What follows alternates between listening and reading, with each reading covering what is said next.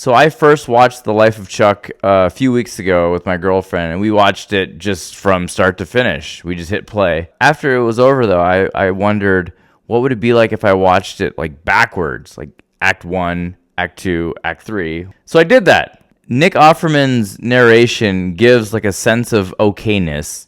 She sees a Mr. Businessman type coming toward her. He has such a familiar, calming voice that makes the movie feel like upbeat. But there's so much like ominous tragedy in the movie. But again, it just kind of all feels okay. Like there's an understanding that life contains multitudes. You contain multitudes.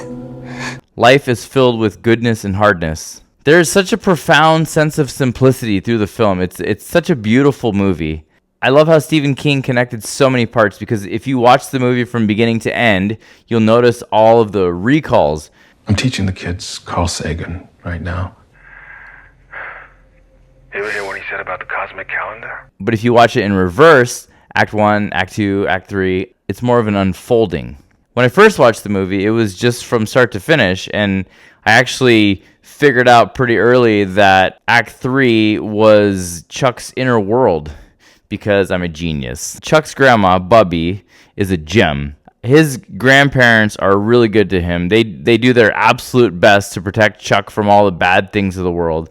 And Chuck actually turns out to be a really kind and sweet soul. But there's always the ever-present question: why do bad things happen to good people? And the truth is, bad things happen to all people. You can't stop all of them. And Chuck's grandpa, his Zadie, was cursed with seeing the future, which is why he locked the cupola. The waiting is the hardest part. Life needs to unfold without knowing what's coming. That's what makes life beautiful. Everything you see, everything you know. The world, Chuck. Planes in the sky, manhole covers in the street. Every year that you live, that world inside your head will get bigger and brighter and more detailed and complex. I contain multitudes. It's so amazing when you think about it. We are such complex beings. Our brains contain our entire story and existence, which is why it's so unfair to judge someone when you only know a tiny fraction of their story, because inside of our brains contains an entire universe that we create. Zadie's speech about math demonstrates the messaging of The Life of Chuck. Math is truth. It won't lie to you. It doesn't factor in your preferences. It's pure that way. Math is the language of the universe. It is incapable of deception or manipulation. It's pure and true. But math is simply a measuring tool for existence. We can only come to an equation based on things that have already happened or existed. And we try our best to predict our lives by past equations. But life is unpredictable, and you are not the sum of your past. You are an ever unsolvable equation. That's art. You are art. Math can be art. And then there's that moment where Chuck dances under the stars with the predictability and unpredictability of the universe. He says, "The universe is large and it contains multitudes, but it also contains me.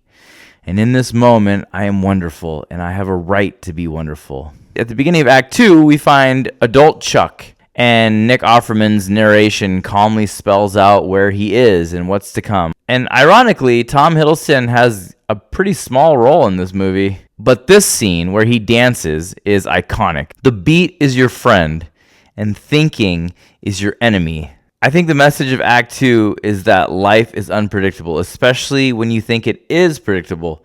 Chuck, for example, looks predictable, and his life has been very calculated and predictable, but he does something no one expects. He dances. However, if you look at the equation of his whole life, he danced a significant amount of his life. So inside his brain, this is not uncharacteristic. It's part of his multitudes. It's such an awesome scene. Tom Hiddleston is actually a pretty great dancer, and so is his dance partner. Come on, little sister. Let's dance. And Taylor, the drummer, is a real-life drummer who goes by the Pocket Queen.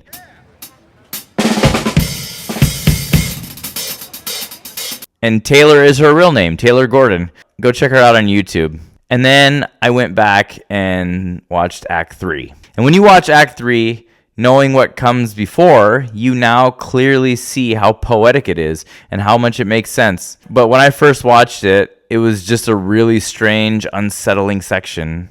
Like the world is crumbling and falling apart. It's now, obviously, an allegory of Chuck's life ending. By the way, it's nice to see Karen Gillan in a role where she has hair and she doesn't have blue skin. The message of the Carl Sagan calendar doesn't just imply that we are tiny little specks on a tiny rock in a tiny blip in the infinite universe, but we are curious visitors who have the privilege of experiencing life with its unpredictability. Then the Big Bang happens in the first second, January 1st, and today, well, right now, we're in the final millisecond of the last minute of the last day. And we may think we have our lives all figured out, but our lives are just one tiny blip in the timeline of eternity. And no two lives are identical. No two moments or days are identical. So why do we try to predict our lives? Why do we allow our brains to fortune tell and fear the future?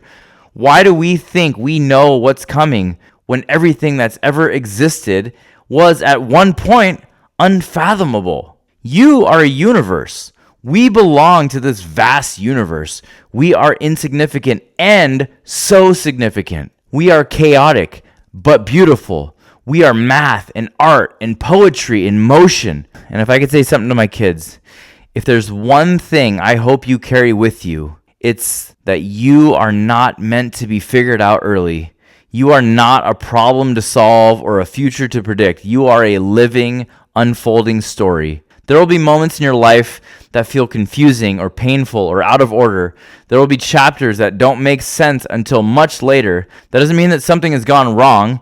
It means you're human. It means you contain multitudes.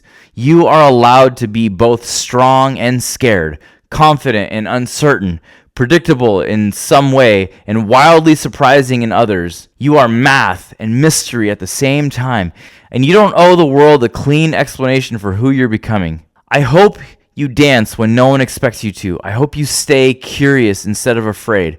I hope you trust that even when things feel like they're falling apart, something meaningful is still unfolding inside of you. The universe is large and it contains multitudes, but it also contains you. And in this moment and every moment after, you are wonderful and you have every right to be. Thank you guys again for watching. Please like, subscribe, and share. And tell me what movies you want me to watch.